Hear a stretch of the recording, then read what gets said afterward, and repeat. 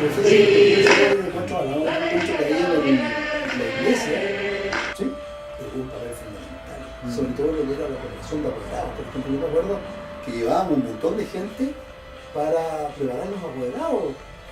Tuvimos varias reuniones, o sea, nos dejaban abierta la iglesia.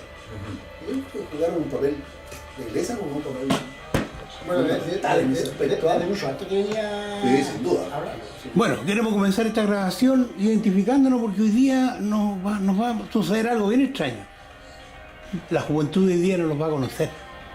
Cree que Maipú partió de hoy día para adelante y que todos son maravillosos, pero aquí hay una historia y hay que recordarla, que fue una lucha muy importante que demandó desde el 83 prácticamente hasta el 88 para poder hacer algunas modificaciones, terminando el 89. Pero aquí tenemos a Humberto Sala, que en su tiempo yo lo conocí como profesor. Hoy día, ¿dónde está Humberto? No, ¿Qué tal? sigo siendo profesor, yo eso Humberto Salas Mayor. Humberto Salas Mayor. Humberto Sigo Salas siendo profesor, yo trabajo en la universidad, trabajo en la Universidad Tecnológica Metropolitana, la UTEM, y también trabajé hasta hace 2 años atrás en la Universidad Católica. O sea, me dediqué a la... Rafael Aguilar Sala, que en su tiempo estaba recién egresado de odontólogo en ese tiempo, ¿no tenía algún tiempo? Yo soy más viejo que todos los que están aquí presentes, todos juntos. Sí. No, yo egresé el año 76. Imagínate, yo ya llegué aquí como rondeando los 30 años. ¿Pero qué edad tienes tú ahora? Yo tengo pasadito los 60. No, no te has sido un cabro, al lado mío de un cabro. Estamos encontrando con puros cabros sub Claro, somos 70, cabros de la época del 60. bajo los 70. Y Oscar Contella, quien lo conocí como técnico que hacía un trabajo en la universidad, en la USACH. Yo trabajé, hice clases en una escuela industrial, porque yo soy técnico mecánico industrial. Y me fui a hacer clase a una escuela industrial de noche. Tuve 16 años en la escuela industrial Simón Bolívar en Quinta Normal. Sí. Trabajé allá. Bueno, esos son los personajes con quienes queremos conversar hoy día para recordar el 5 de octubre. Un trabajo que se hizo para poder votar el régimen militar con una rayita, como decían, pero además de esa rayita, antes hubo muchas otras cosas para poder llegar a lograr tener un voto y un lápiz. ¿Recuerda algo, Humberto, primero los trabajos iniciales? Porque esto empezó en el 83 prácticamente cuando detonó, cuando se votó en huelga Codelco, algo inusitado para ese tiempo. Con, no me acuerdo la persona que fue diputado después, Seguiel. Rodolfo Seguiel fue el que inició eso, algo que causó alarma, pero que despertó también a Chile. Sin duda, sin duda. Mira, yo creo que el no fue la culminación de todo un proceso que se vivió más o menos, yo diría que 5 o 6 años más o menos que estuvimos trabajando fuertemente. Porque hubo que, primero, ver los partidos políticos, la inscripción de los partidos políticos, ¿sí?, la inscripción de la gente en los registros electorales para que pudiera votar el 5. O sea, todo eso fue un trabajo tremendo. Piensa tú que en ese tiempo la gente tenía mucho temor.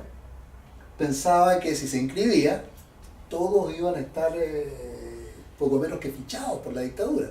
A lo mejor tenían un grado de razón, digamos, pero con la fuerza que empezó a trabajar todo el movimiento de elecciones libres, los partidos políticos, la iglesia, los sindicatos y todo el mundo en general, digamos, que quería la democracia, yo creo que eso también privó a los militares de que tuvieran un control mucho más férreo, digamos, de la gente que se inscribió en los registros electorales. No sé qué opinan ustedes, pero eso... ¿Qué opinas tú, Rafael? Claro. Porque en ese momento también se creó la Asamblea de la Civilidad, que dio fuerza a la creación del sí y el no. Pues. Perdón, el Comité de Elecciones Libres fue súper importante, porque yo me venía acordando en este minuto que venía en el taco, que en septiembre, el 4 y 5 me parece de septiembre, en Concepción, un mes antes de la elección del sí y el no, se hizo una elección en Concepción por el Comité de Elecciones Libres, donde votaba la gente por democracia o por dictadura. O sea, fue la primera elección antes del plebiscito del no.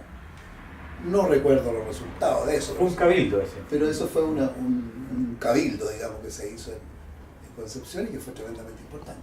Para nosotros los socialistas, ese periodo, más que la culminación de un proceso electoral, fue la culminación de un proceso interno, psicológico, porque los socialistas estábamos terriblemente dolidos y asustados por los torturados, los desaparecidos. ¿Ah? En nuestra familia, la familia socialista, no había camarada, compañero que no hubiera tenido un hermano, un primo, un familiar directo víctima de la violación de los derechos humanos, ¿no? Torturados y perseguidos, qué sé yo. Entonces muchos socialistas estábamos con ese tremendo dolor, pero a su vez con mucha valentía, ¿no? Nos sentimos bien pujantes de salir adelante. Entonces para nosotros fue, y además era terriblemente complejo, la situación interna de los partidos. Sí, nuestro partido estaba dividido en 16 fracciones. Claro, un montón estábamos muy divididos, entonces fue una tarea muy difícil. Pero así se llevó adelante este proceso y como dices tú, fuimos asumiendo uno a uno las tareas, uno a uno las tareas. Pero acá en Maipú nosotros estuvimos tempranamente vinculados, como tú decías atrás, habían 3 comandos y nosotros estábamos vinculados con los hermanos de 6. ¿Ah? Siempre nos sentimos más que teníamos una obligación histórica, sí, claro, ¿no? De que encontrar unas fórmulas de trabajo. Y estuvimos juntos haciéndolo, esas son las etapas previas.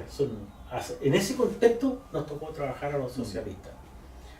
Y de hecho que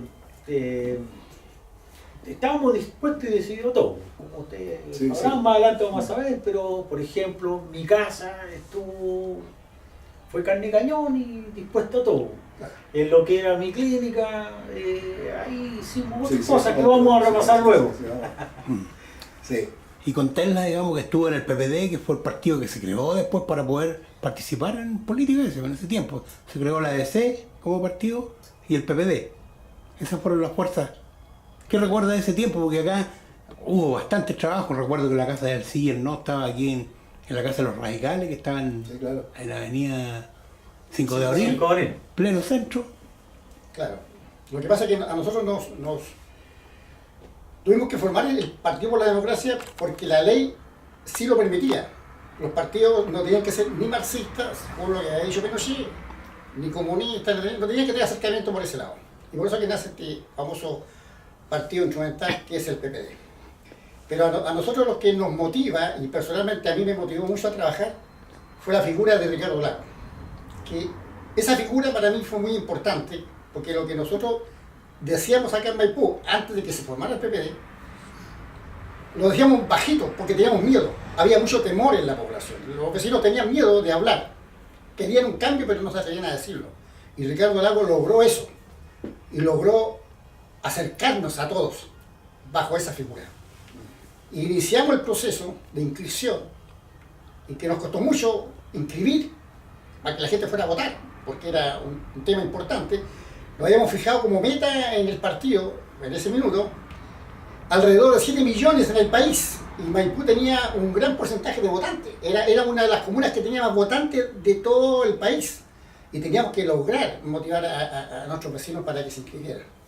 Y fue una tarea que hicimos de puerta a puerta, de boca en boca, y logramos acercar a estos vecinos para que se entusiasmaran y participaran con nosotros y fuéramos también con ellos trabajando en conjunto lo que queríamos como partido, y que en el fondo era, ¿no es cierto?, terminar con la régimen militar.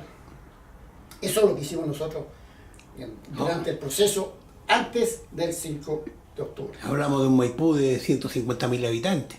Sí, porque los 247.000... Y yo creo que era un poquito más, ¿sabes? No, que 247.000 fue el censo del 92. Claro.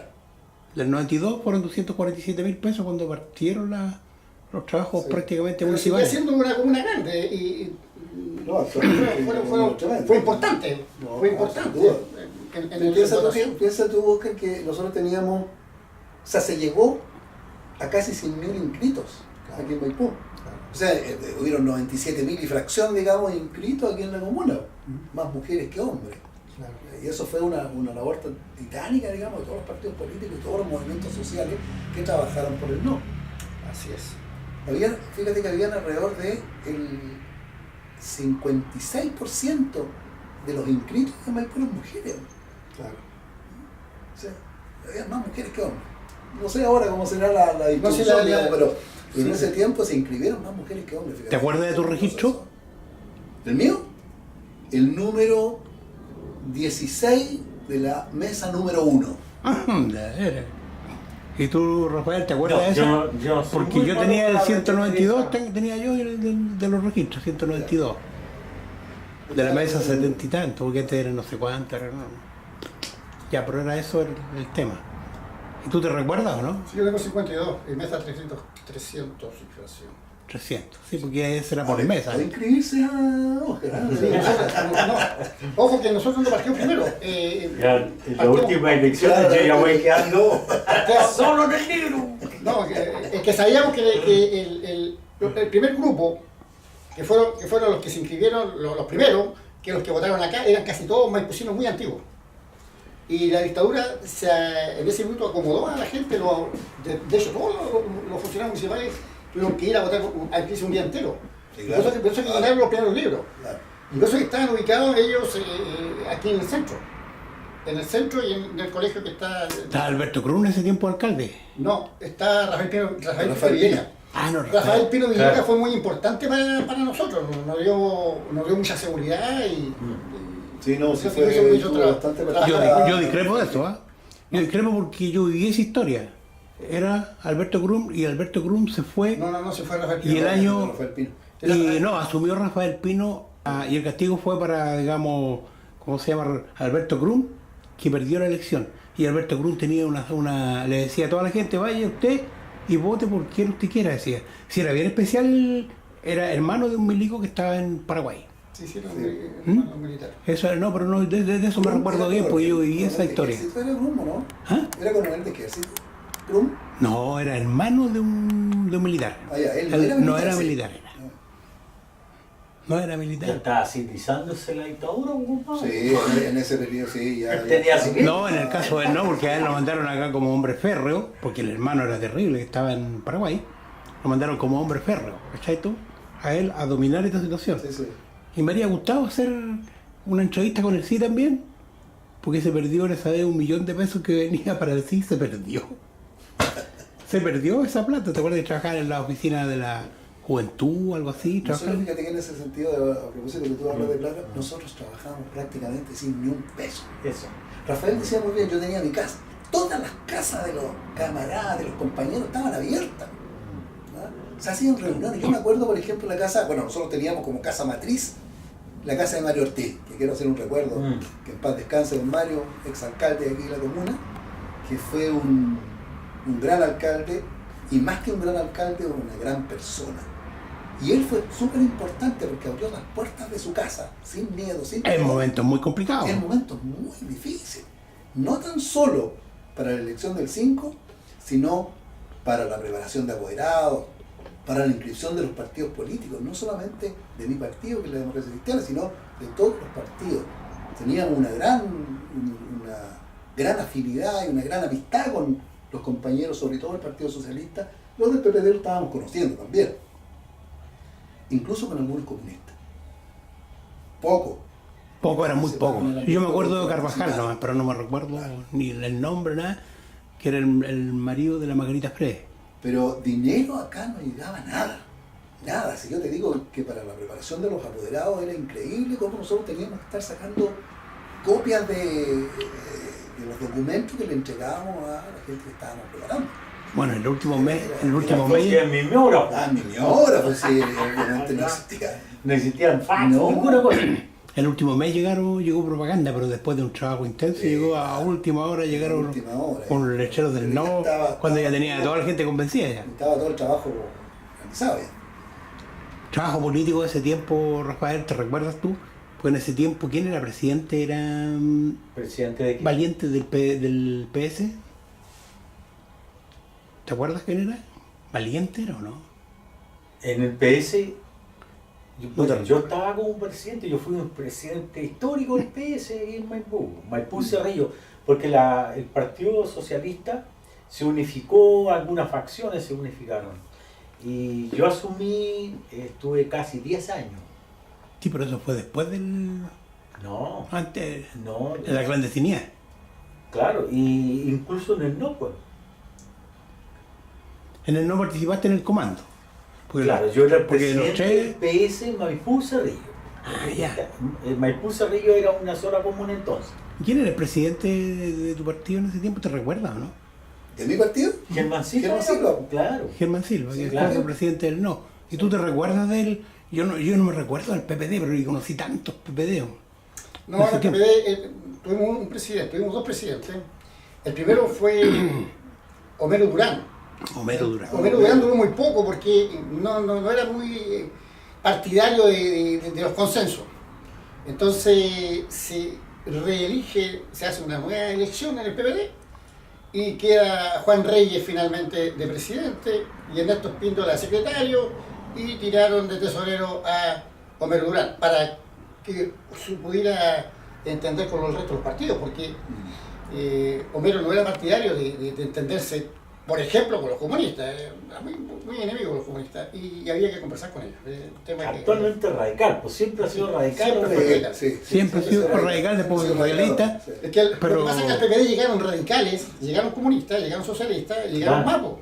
El PPD había de todo, pero también había un sector que no era ideologizado, no tenía una independiente, claro. Era muy independiente, pero eso le dio como, y lo hacía como rico, porque los PS tenían su planteamiento, el MAPO también, y esto otro... Mapo obrero campesino. Eso.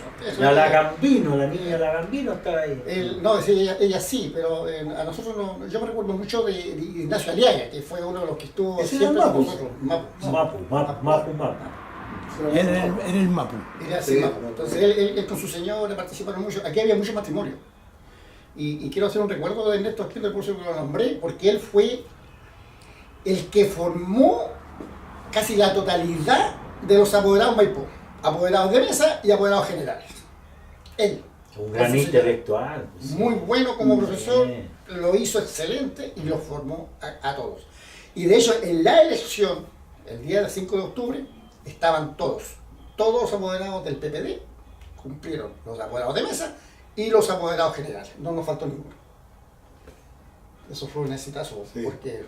Sí, pero yo quería dejar bien claro que en ese momento era tan terrible. Por ejemplo, yo me recuerdo algunas conversaciones que tuve yo de la gente que trabajaba con ya las comandas de Mario, que iban en bicicleta. Sí, en bicicleta. Algunos iban a pie, a pie, para que no los pillaran. Cuando todos sabían que estaban individualizados, a lo mejor toda la más tiene, pero ellos, el temor estaba latente en cada movimiento que se hacía. Yo me acuerdo que sería el mismo 5 de octubre, bueno, la noche... Vamos al 4 directo, porque ya vimos en este espacio, veamos qué teníamos el 4 el sector demócrata cristiano. Yo me acuerdo que los demócratas cristianos nos reunimos en distintas casas. En mi casa se reunieron más o menos como 8 personas. Estaba Pablo Serrano, que era también encargado de local, de uno de los locales, digamos, aquí en la comuna. Estuvimos reunidos en mi casa hasta que se cortó la luz. ¿Recuerdas que hubo un apagón ese día, te acuerdas? Claro. Sí. Y que empezó a cundir el temor y el pánico. Claro. Que nosotros pensábamos incluso que al día siguiente, que era el proceso eleccionario mismo, iba a ir menos gente, producto de eso.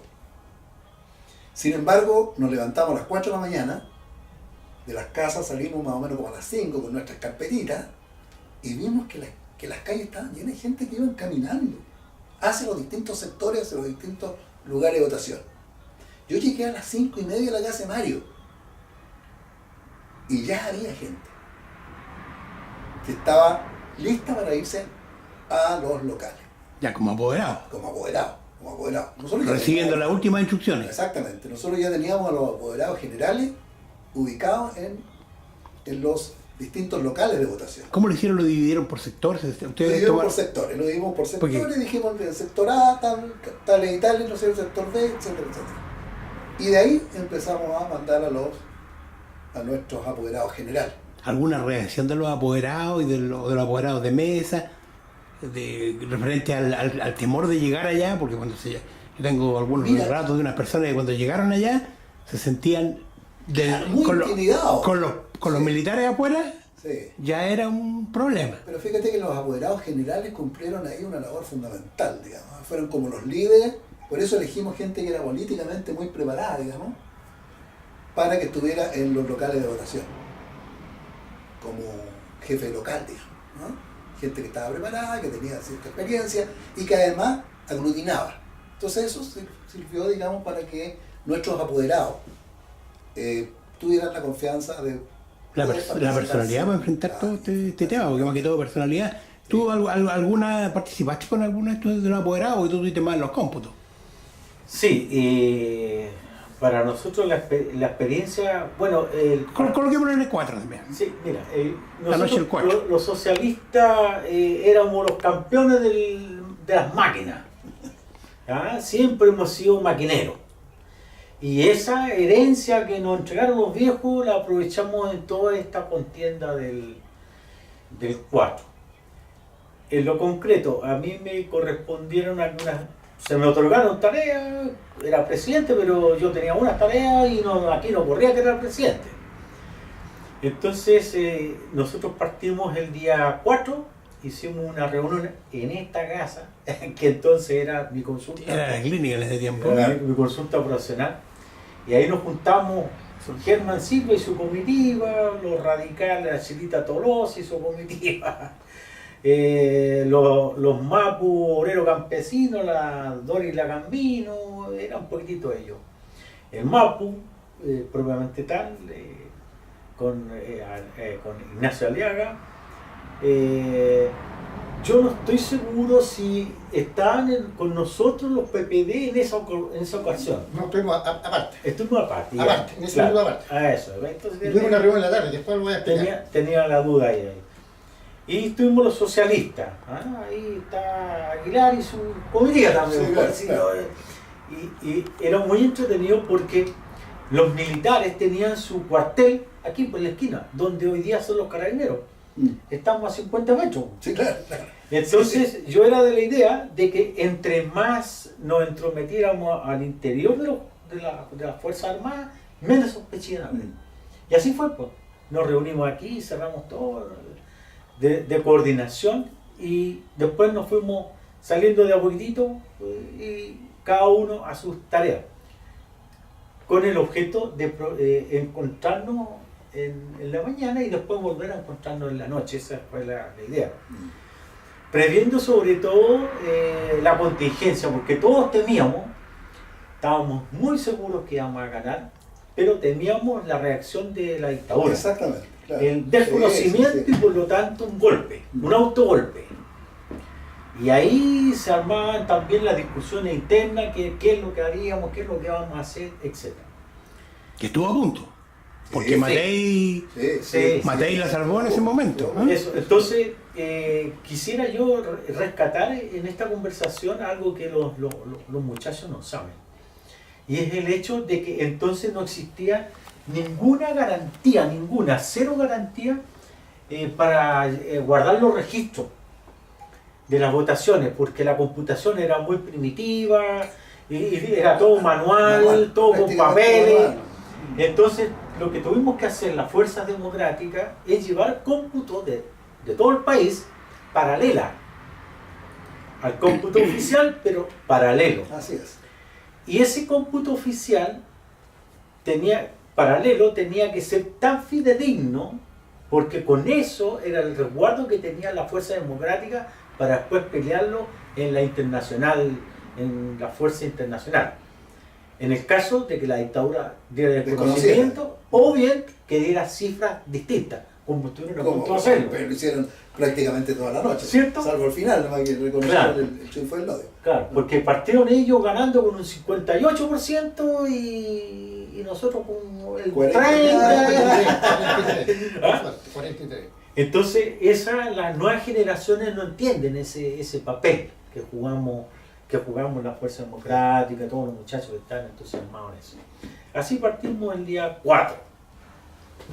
Que eso era, digamos, era un riesgo, aquí se ponía en riesgo la vida, no era el riesgo que te iban a pegar un palo. Claro, porque estaban los militares con sus fusiles balabazados, o sea, aquí no estaban como hoy día. Y había historia, ¿no? Pues, se sabía lo que habían hecho, digamos, si no era una cosa que estábamos inventando. Y todos sabíamos que estábamos todos registrados, pues nos escondíamos igual, pero las fuerzas sabían perfectamente quiénes éramos. Lo importante es que si hubieran agarrado, en esta casa hubieran agarrado a las cabezas de... Por eso que teníamos tanto temor. Así sí, pues se lo habrían llevado todo aquí, pues. Habrían descabezado el movimiento que Maipú. Y tú contarle qué pasó tuviste el día 4, previo al momento tenso ese de que hay que pensar qué se va a hacer, qué va a resultar, qué tiene que resultar, decían. Nosotros lo veníamos conversando en el PPD todos los días, teníamos reuniones todos los días, en diferentes casas. Le llamamos las reuniones semiclandestinas porque no lo podíamos avisar, entonces teníamos que conversar entre nosotros, entre los compañeros, nos reuníamos entre 15 a 20 compañeros, que era el máximo, el día mismo en que nos reuníamos.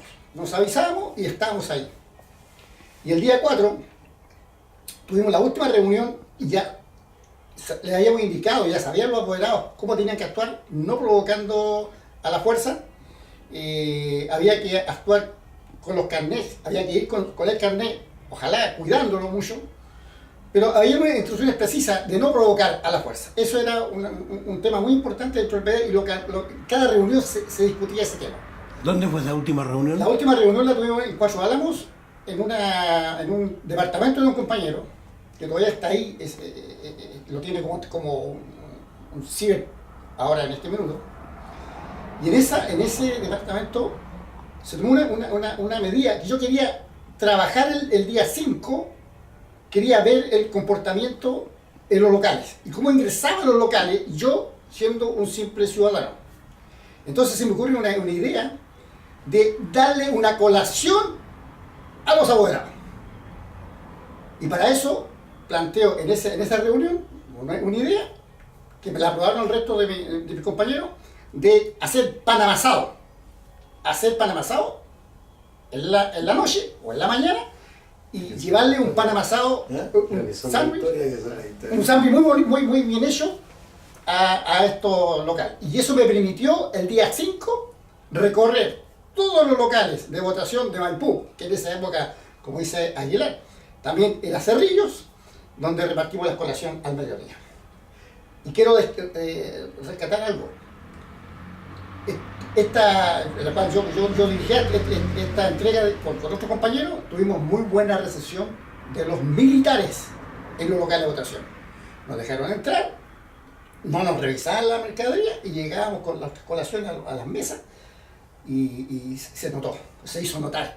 Creo que muchos compañeros hoy día recordarán esas colaciones que fue, creo que no sé si el resto de los partidos lo hizo, pero al menos nosotros, que fue una iniciativa que iniciamos ahí, para poder saber cómo estaba el comportamiento. Y ahí traemos información. Trajimos información de los apoderados generales que nos decían que estaba bien, que había ido mucha gente a votar. Sabíamos que ya Maipú estaba movilizado a las 2 de la tarde con bastante cantidad de votantes. Importante lo de la colación, ¿ustedes tuvieron también? Sí, nosotros también tuvimos colación. ¿Sí? Se entregaron colaciones, pero se les entregaron en la mañana. Ah, ya, ellos iban con la... Ellos iban con su colación, digamos. Porque para evitar, digamos, que fuéramos nosotros, ustedes tuvieron muy buena idea en ese... Por eso se aprobó esa idea, la saqué, digamos, la tiramos ahí, bueno, y la aprobaron y compramos en la noche, porque juntamos la plata ahí en la reunión, el quintal de harina para hacer el pan. Yeah. Y la persona que se ofreció para hacerlo dijo, ya, ok, me traen el quintal y yo mañana a las 6 de la mañana estoy haciendo el pan.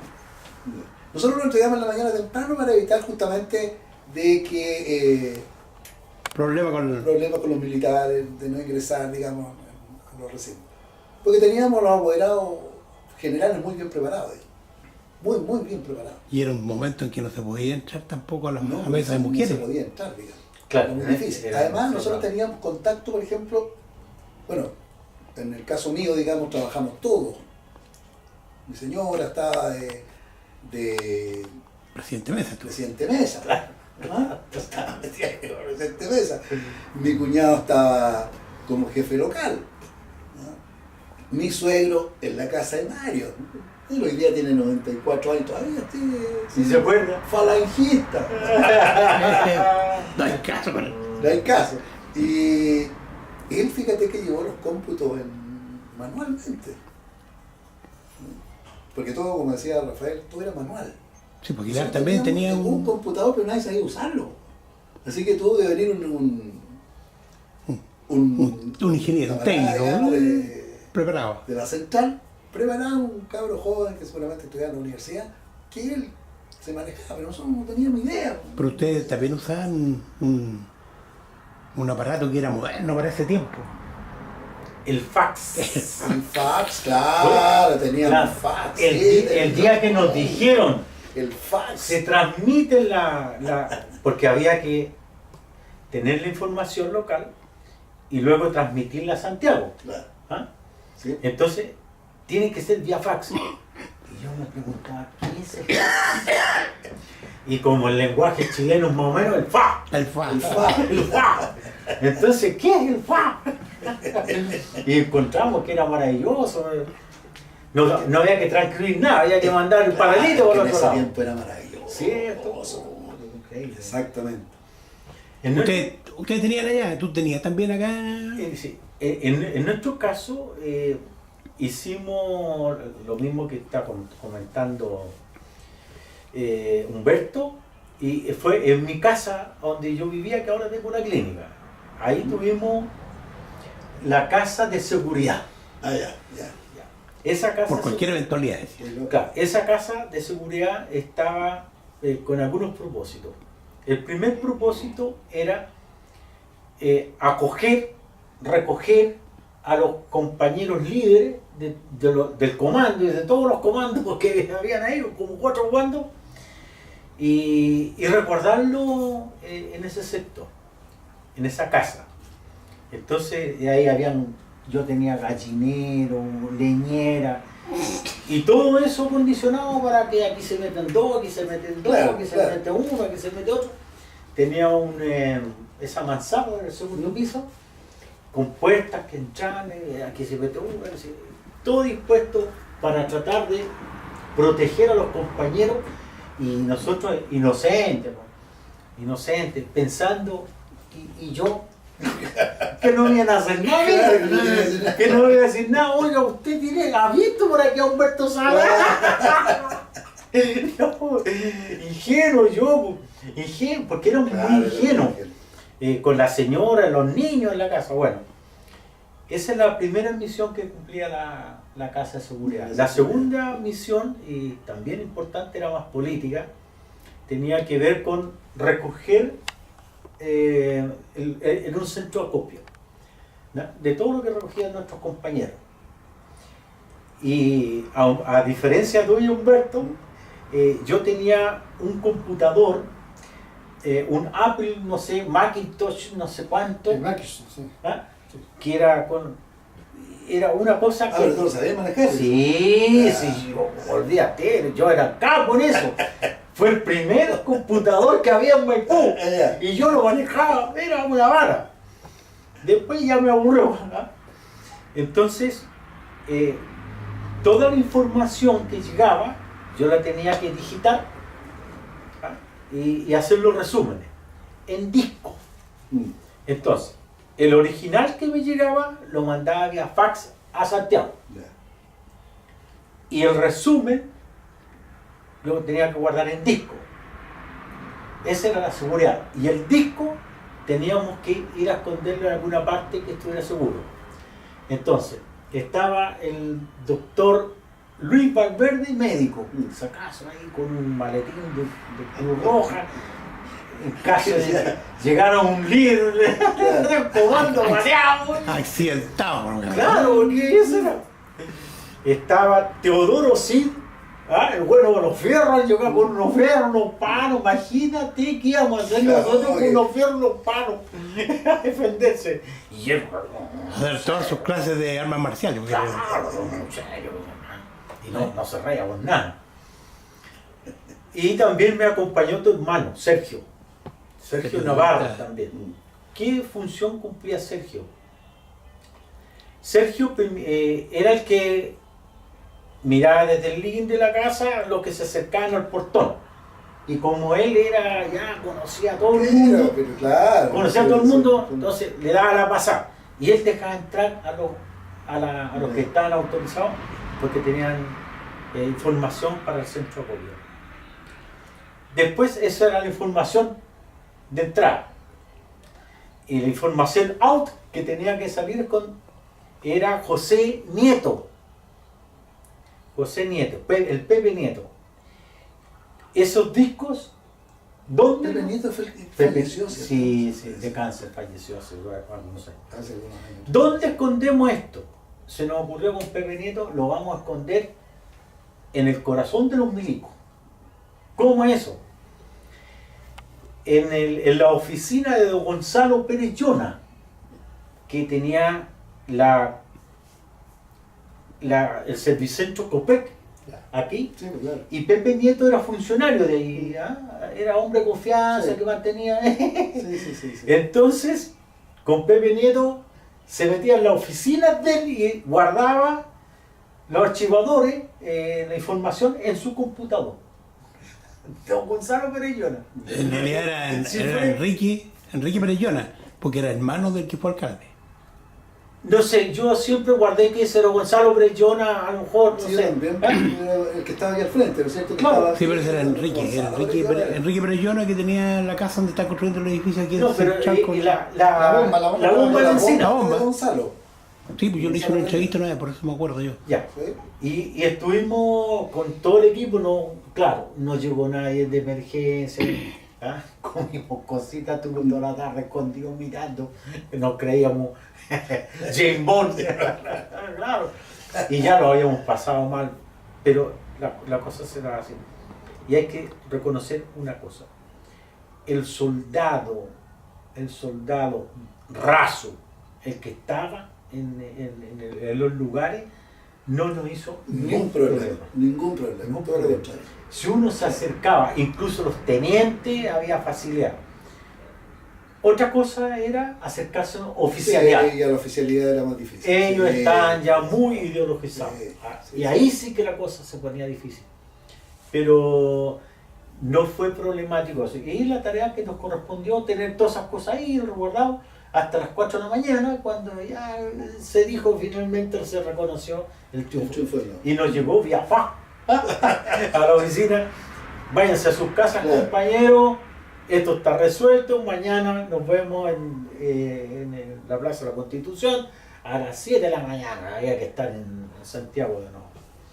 Ese es el recuerdo más bonito que recuerdo yo de todo ese episodio. Que fue una jornada muy bonita. Es como tú dices tú, todos metidos, los mamás, los hermanos, los compañeros, los amigos, todos, nuestras casas.